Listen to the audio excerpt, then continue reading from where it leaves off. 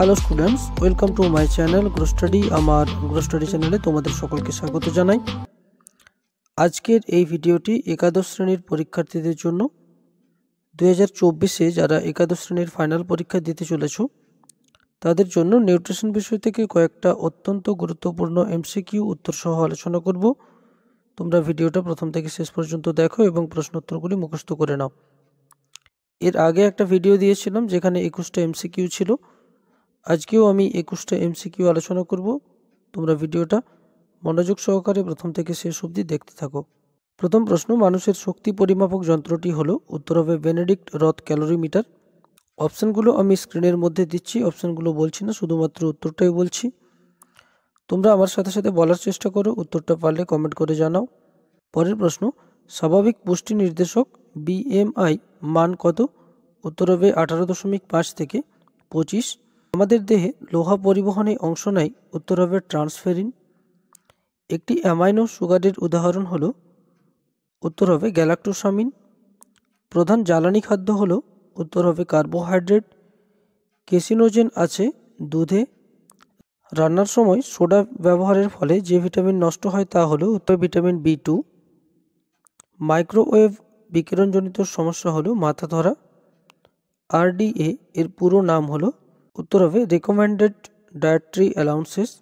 দুধে যে ভিটামিন অনুপস্থিত তা হলো? উত্তর হবে ভিটামিন সি। যারা এখনও পর্যন্ত একাদশ শ্রেণীর ফাইনাল পরীক্ষার সাজেশন দেখোনি, তোমরা সাজেশন ভিডিওটা দেখে নেবে এই ভিডিওটির ডিসক্রিপশন বক্সে দেওয়া লিঙ্ক থেকে। বিটে উপস্থিত রঞ্জক পদার্থটি হলো? উত্তর হবে অ্যান্থোসায়ানিন। 100 গ্রাম সয়াবিনের পুষ্টিমূল্য হলো 432 কিলোক্যালোরি। কেন্দ্রীয় স্নায়ুতন্ত্রে নিউরো ট্রান্সমিটার হিসেবে কাজ করে যে অ্যামাইনো অ্যাসিড সেটি হলো? উত্তর হবে glutamic acid.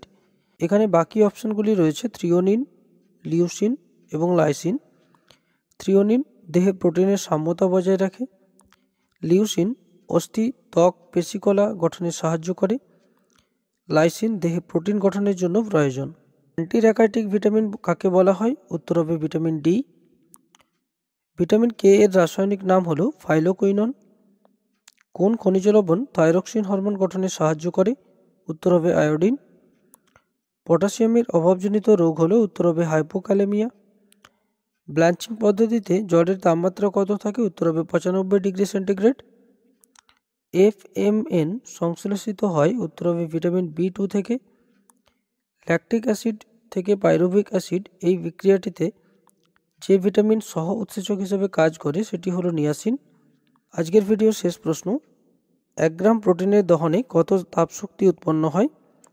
4.1 kilo calorie, 9.3 kilo calorie, 8 kilo calorie, 6 kilo calorie. এখান থেকে সঠিক উত্তরটি তোমরা কমেন্ট করে জানাও। ভিডিওটি ভালো লাগলে একটা লাইক করে দিও এবং চ্যানেলটি সাবস্ক্রাইব করে পাশের নোটিফিকেশন বেলটি অন করে নাও।